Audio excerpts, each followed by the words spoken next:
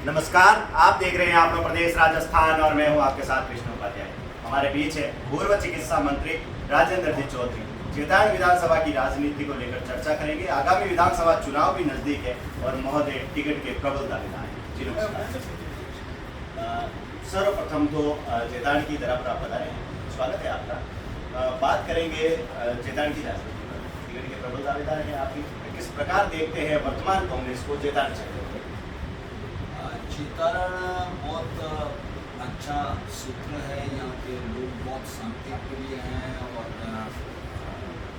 उम्मीद रखते हैं कि आगामी चुनाव देखेंगे, क्योंकि बहुत सारे कार्य जो हैं वो राज्य सरकार से संबंधित होते हैं। आम चाहे बिजली से संबंधित समस्या हो, चाहे पुलिस से संबंधित समस्या हो, चाहे रेवेन्यू से संबंधित समस्या हो, पानी की समस्या हो, इन सारी बातों से ताल्लुक आम लोगों का राज्य सरकार से होता है। और विधानसभा का चुनाव राज्य सरकार बनती है उससे, तो वो ये चाहते हैं कि हमारा प्रतिनिधि ऐसा बने जो हमारे सुख में कामयाब बने। सत्ता में सहयोग आपका रहा, आप सत्ता में डबल नेता है, पूरा नहीं नेता है। वर्तमान में देखें तो चेतान सीट नहीं निकाल पाई कांग्रेस से 1996 के बाद। क्या कहना चाहते हो, क्यों सीट नहीं निकली? क्या धरातल पर सर्वे सही नहीं रहा कांग्रेस का, या कांग्रेस ने सही देख के टिकट निकाल ली? अब देखिए, परिणाम तो जो आप कह रहे हैं वही है। 85 में मेरे साथ में कर्नल प्रताप सिंह यहाँ से जीते थे, मैं बिराड़ा से जीता था। बिराड़ा इससे अटैच ही, चेतान से अटैच ही एक इलाका है और समान लोग यहाँ से सबकी आपस में रिश्तेदारी है, सभी जातीय लोगों की आपस में रिश्तेदारी है, सभी धर्म के लोगों की रिश्तेदारी। तो कर्नल प्रताप सिंह जी मेरे अच्छे मित्र थे, बहुत अच्छे सज्जन थे। और उसके बाद में 90 से कांग्रेस यहाँ से पराजित रही, ये बात सत्य है। और पराजित होने के बहुत सारे कारण हैं। मुख्य कारण आप बता सकते हैं? नहीं, मुख्य कारण तो देखिए कि जो लोग चुनाव लड़ते हैं तो वोट का बंटवारा जो है उसको ध्यान में रखने की बात है, उम्मीदवार को तय करने के अंदर उसकी बात है।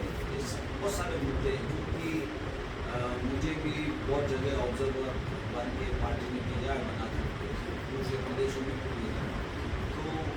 बहुत सारे कारण रहते हैं। कमियां तो रही है जब कांग्रेस है। जी बिल्कुल। बीजेपी की बात, इस बार विधानसभा सीटें जीतने के लिए बीजेपी पुरजोर कोशिश कर रही है।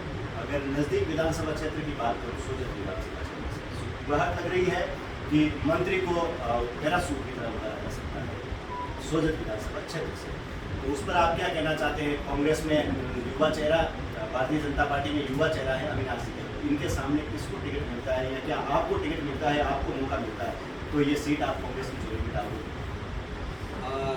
देखिए, निश्चित रूप से मैं यहाँ पर जो दावेदार मैं नहीं बना, मुझे यहाँ के लोगों ने बना। जी, नंबर 1। जी, नंबर 2, यहाँ के कद्दावर नेता रहे हैं पाली जिले के और कांग्रेस के अध्यक्ष भी रहे, हमारे भारतीय प्रशासनिक सेवा के अधिकारी रहे और उन्होंने चेतान से भी चुनाव रायपुर से एस।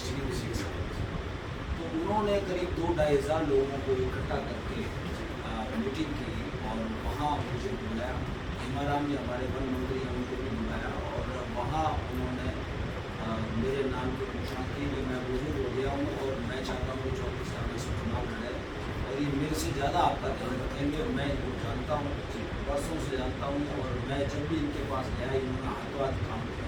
यहाँ जितने भी मैंने काम कराया उसमें इनका बहुत बड़ा। सीडी देवल साहब का मैंने इंटरव्यू किया था, बखूबी पहला नाम आपका लिया गया उनकी तरफ से कि राजेंद्र चौधरी को मौका मिलता है तो हम कांग्रेस का साथ देंगे। अगर मौका कांग्रेस से राजेंद्र चौधरी या अन्य जो नेताओं को उन्होंने नाम लिया नहीं मिलता है, 2-3 की लिस्ट बताइए, तो कांग्रेस को बैरेट लौटाया जाएगा। इस पर आप क्या कहना चाहते हैं? क्या आपके सहयोग में रहेंगे या सिंबल के साथ? देखिए, मैं तो इंडियन नेशनल कांग्रेस का सदस्य हूँ और मैं तो पार्टी का जो फैसला होगा मैं पार्टी के फैसले के साथ। आप क्षेत्र में जनता की समस्या पर कुछ कहना चाहेंगे? क्षेत्र में किस प्रकार समस्या है जनता की, किस समस्याओं से जूझ रही है? क्योंकि प्रदेश की जनता का नेतृत्व करेंगे आप, अगर आपको मौका मिलता है तो आप, एक उम्मीद है इतनी सारी जनता की, तो क्या उम्मीद है उनकी और क्या समस्या है, क्या आप परिचित हैं? हाँ, मैं बिल्कुल परिचित हूँ। मैं आपसे बता दूँ कि मैं राजस्थान में 3 बार मिनिस्टर रहा हूँ और पाली जिले का प्रभारी मंत्री भी रहा हूँ और मैंने जेतारम के क्षेत्र में के बहुत सारे काम किए हैं। आप आज भी आप बहुत जगह आप देख सकते हैं कि पत्थर शिलालेख पे नाम मेरा लिखा हुआ मिलेगा कैसे आपको। तो मैंने पब्लिक के काम किए और पर मैंने काम इसलिए नहीं किया कि मुझे भविष्य में कभी जिताने से चुनाव लड़ना पड़ेगा।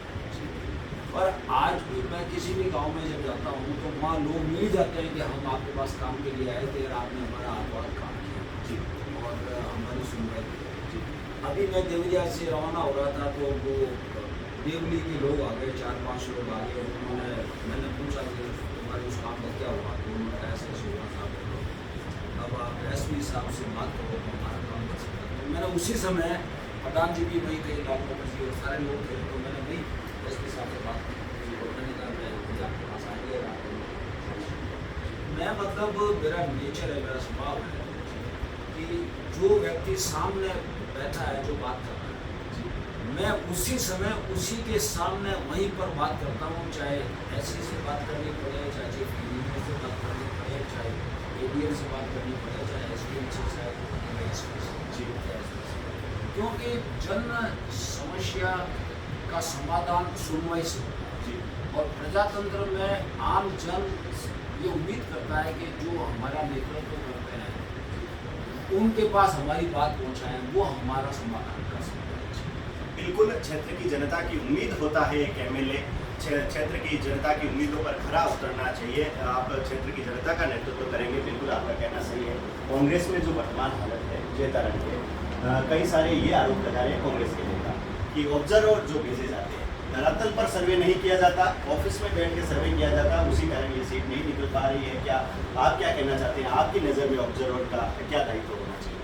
देखिए, ऑब्जर्वर का एक बहुत, क्योंकि मैं भी ऑब्जर्वर जैसा मैंने बताया कई बार रहा हूँ, तो प्रदेश कांग्रेस के दफ्तर से इतला होती है, जो हमारा ब्लॉक कांग्रेस का ऑफिस है वहाँ पर उनको सूचना देते हैं, जिला कांग्रेस अध्यक्ष को सूचना देते हैं, वहाँ पर इतला की जाती है, वहाँ सभी लोग आते हैं। जैसे यहाँ जेतारम में आए थे जिला कांग्रेस के ऑफिस में और वहाँ मैं भी मिला था, बहुत सारे लोग आए थे और ऑब्जर्वर से मैंने भी बात की जो आए थे, तो ऑब्जर्वर से मिले हैं। वहाँ पर पाली के अंदर भी ऑब्जर्वर आए थे, हमारे शकुका रावत जी जो उद्योग मंत्री हैं, प्रदेश चुनाव समिति के सदस्य हैं, प्रमोद जैन भाया साहब हैं, वो आए थे पाली से लेकर उनको ऑब्जर्वर बना दिया जाता है। उनसे बहुत लोग मिले थे, हम भी मिले थे, बात की थी। तो मिलना, अब ये उम्मीद करना कि ऑब्जर्वर एक एक व्यक्ति के घर में, एक एक गाँव में जाएगा, ये सपोर्ट नहीं है। मतलब इतना होती है, नीचे की एजेंसी इतना करती है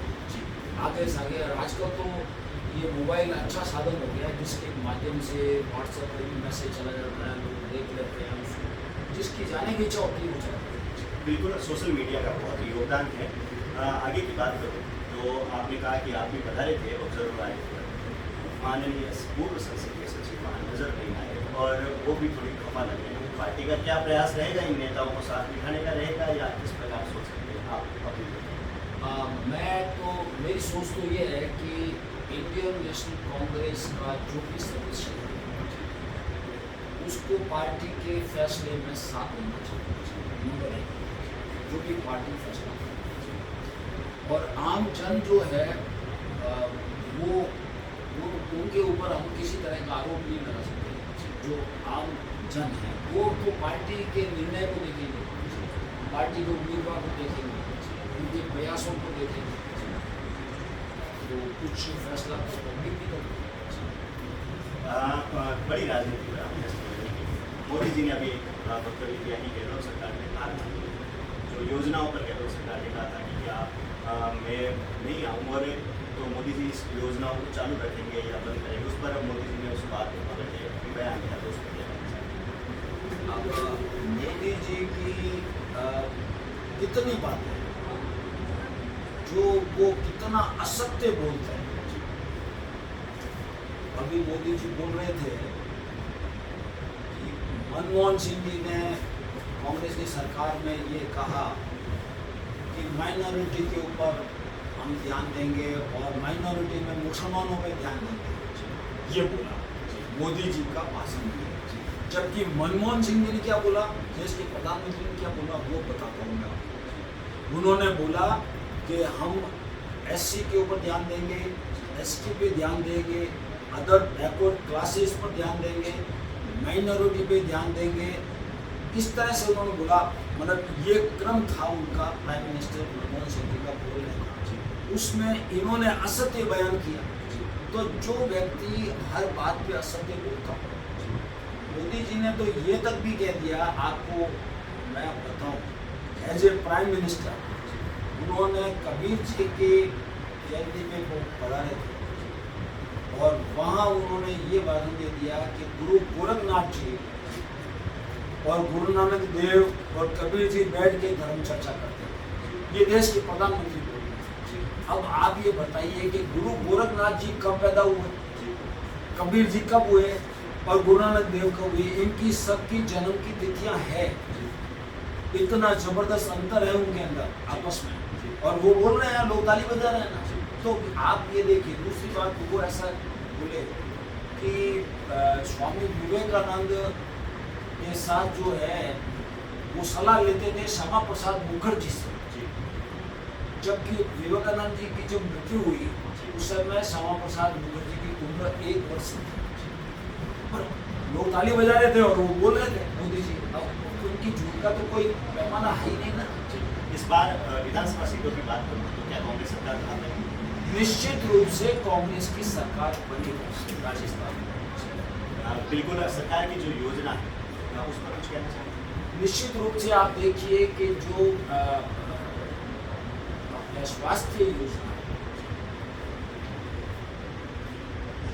मैं जब स्वास्थ्य मंत्री था राजस्थान का, देश में सबसे पहला राज्य राजस्थान था जिसने गरीबी रेखा से नीचे जीवन यापन करने वाले लोगों को मुफ्त चिकित्सा सुविधा देने का ऐतिहासिक निर्णय किया देश में, हिंदुस्तान में, राजस्थान में। और आज राजस्थान के अंदर जो हॉस्पिटल्स हैं उसके अंदर गरीबों को चिकित्सा सुविधा मिल रही है, जाँच की सुविधाएँ मिल गई है, दवाइयाँ मिल गई है। ये जो बहुत बड़ा कदम है, आम व्यक्ति इलाज, और मैं तो ये कह रहा हूँ कि हिंदुस्तान में तो मेडिकल टूरिज्म है, बाहर के दूसरे देशों से लोग इलाज कराने के लिए यहाँ आते हैं क्योंकि यहाँ पर इलाज सस्ता है। आपको अगर पार्टी मौका देती है तो प्रदेश की जनता के लिए आपने क्या सोच रखा है और किस प्रकार आप जनता की सेवा करेंगे और अपने माध्यम से जैतारण की जनता को कुछ मैसेज देना चाहिए? अब देखिए, मैं आपको ये बताऊं कि मुझे पब्लिक के आशीर्वाद से मैं 3 बार मिनिस्टर रहा, मेरे पास लगभग 38 विभाग रहे हैं जिनका मैंने काम किया है, और प्रदेश के अंदर संगठन में भी मैंने अभी 10 साल तक उपाध्यक्ष रहा। मैं पायलट साहब के साथ में 7 साल रहा, डॉक्टर आज़ादी के साथ में 3 साल रहा, उसके पहले मदेना साहब के साथ में मैं जनरल सेक्रेटरी रहा, उसके अशोक जी के साथ में जनरल सेक्रेटरी रहा, पहले सेक्रेटरी रहा, तो पार्टी के पदों पर भी रहा हूँ मैं और सरकार में। तो मुझे आम जन के बीच में उनकी समस्या को सुनकर के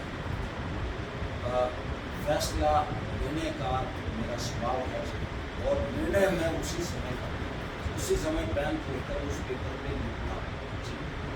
और आजकल जो है ये सुविधा आ गई है हमारी सोशल मीडिया, जिसको व्हाट्सएप बोलते हैं, उसी समय उसके ऊपर मैं फोटो खींचता हूँ लिख करके और संबंधित अधिकारी को, मंत्री जी को, किसी को भी मैं उसी जगह भेजता हूँ। जन कल्याण की भावना को लेकर जैतारण से आपने दावेदारी पेश की है। ये थे हमारे बीच में कांग्रेस के कद्दावर नेता, पूर्व चिकित्सा मंत्री राजेंद्र जी चौधरी। कैमरामैन कृष्णा वैष्णव के साथ विष्णु उपाध्याय, आप लोग प्रदेश राजस्थान।